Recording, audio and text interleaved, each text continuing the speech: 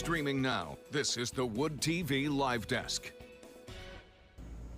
And good afternoon, everyone. Phil Penarski here with the News 8 Live Desk. Hope you're having a great start to your Friday. Well, the heat here in West Michigan has really been turning up recently, which means that a lot of us have been turning down those thermostats in order to stay cool and really just remain comfortable as possible. And with all of that extra energy usage, that means that the bills will likely be higher over these next couple of months. But there are some ways to mitigate that. And thankfully for us, we are now being joined by Brian Wheeler with Consumers Energy, and he's going to be giving us just a couple of helpful tips in order to do so. Brian, thank you so much for stopping by. It's great to see you again.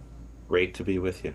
And, obviously, first things first, we're going to get into those tips in just a little bit so everybody can kind of better understand the way the process works and maybe even learn some things and find a better way to stay comfortable during the summer and keep those bills down. But first things first, with everybody using all of this extra energy to get those fans going or increase or get the AC down a little bit more with all this heat, is there any worry from the consumer side of things as far as potential outages or really anything with everybody? It seems like everybody is using more and more energy recently. Yeah, no, I think that's a fair question. There's always that question always comes up these times of year. We prepare. We prepare for all weather and really for all circumstances like this. So the good news is that here in Michigan, we have an array of energy sources, from the Ludington pump storage plant that a lot of people know about, to natural gas plants, still have some coal plants, and of course a lot of new wind and solar that have been coming on the grid here in Michigan. So we do discourage people from using excess energy in the middle of the day. There are a couple of reasons, but usually more having to do with affordability. When you think about this, energy rates for our customers are higher from 2 to 7 p.m. On weekdays in the summer, and we can talk about that more later. So really, we encourage people to shift some of their energy usage because in the end, it's best for your bill, and that's really the driving force there. Mm-hmm.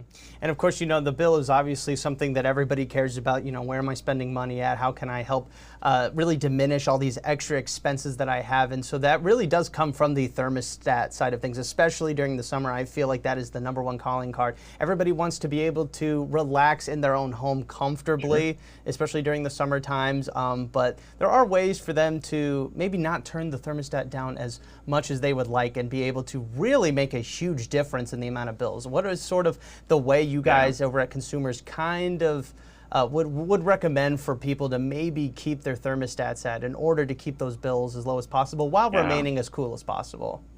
Yeah, and I think we should probably set a couple of ground rules when you think about these things. Above all else, be safe. And above all else, we want you to be comfortable. So you could save money by never running your air conditioning in the summer at all. There's no question. However, you would be really uncomfortable during a heat wave in your home. So we will need to use our air conditioning. I think it's going to be a little bit nicer going into the weekend than we've seen this week. So that'll give you some relief there. But knowing full well that you have to use some air conditioning, you have to take some steps that are going to power up your home and keep you comfortable. Then the next trick becomes, what can I do to spend a little bit less? So what I would say is, I think you alluded to this, is really start with that thermostat setting. It's an important way to approach it because you're trying to reduce your overall footprint, your overall energy usage. And of course, the thermostat drives the air conditioning. It's a big factor at work there. For every degree you set your thermostat, you adjust it by 1 degree. That should over time save you 1 to 3% on your bill. Now, again, we wouldn't say get out of that range of comfort or safety, but do you need your house to be at 68? Some people say, yeah, they do. But could you adjust it to 69 or 70 or 71? Those incremental changes are going to begin to add up and save you some money on the ultimate energy that you have to use. And kind of on the flip side of that, Brian, as you mentioned, some people do feel that 68 degrees is the perfect temperature to kind of keep their place at. I kind of fall in that range, maybe a little bit higher, but, I generally do like to keep my house pretty cool. So maybe the thermostat isn't really the best way to look at ways to bring that bill down a little bit. Do you guys over at Consumers have any other tips that you would like to pass along to people to really make sure that they, again, are staying safe and staying cool, but also, allowing that bill to ease up a little bit?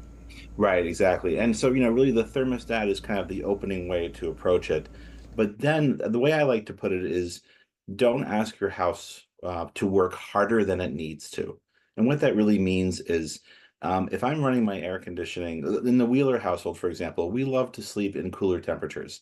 I do set my thermostat pretty low to about 70 degrees when I sleep at night. So I know I'm really cooling my house down. I'm running it for several hours over the night. But here's the flip side of that. When I wake up in the morning or through the afternoon, as the temperatures do increase, I've already got my house in a pretty good place. And so I don't have to be running my air conditioning as much.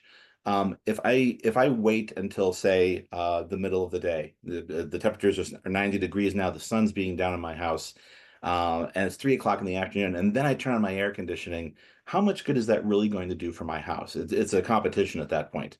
Air conditioning versus Mother Nature. Mother Nature usually wins these things. So, so thinking about really the time of day that you do things, the activities in your household, whether it's laundry or dishes, or especially what's happening in the kitchen. The Wheelers love to bake cookies, right? Or bake treats. That's a go-to for any occasion. But I wouldn't want to be doing that at 2 or 3 in the afternoon and really warming up my kitchen and that AC turns on again. So really thinking about what your house has to do to make you feel that level of comfort, whatever it is. That's the part where you begin to save on your bills because you're adjusting your energy usage a little bit. Similarly, the sun's out shining, close the blinds, keep the sun out, keep the cool air inside. Well, those are all really great tips. Brian, thank you so much for stopping by. I hope everybody kind of got a little bit out of this. As I mentioned, it may be hard to kind of turn that thermostat down a little bit, but there are other ways that you can help bring those bills down a little bit. And above all else, as Brian said, we want everybody to remain safe, especially with all of this extra hot weather that we've been dealing with recently. Yeah. I would say too, just as a parting thought, take a moment, go online, consumersenergy.com/summer. That's where you're going to find a lot more tips on top of these.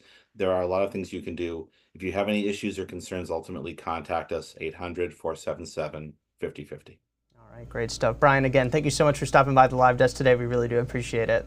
Thank you. Of course, I want to thank everybody else for tuning into this latest edition of the News 8 Live Desk. I'm Phil Pinarski, and we hope you have a great rest of your day.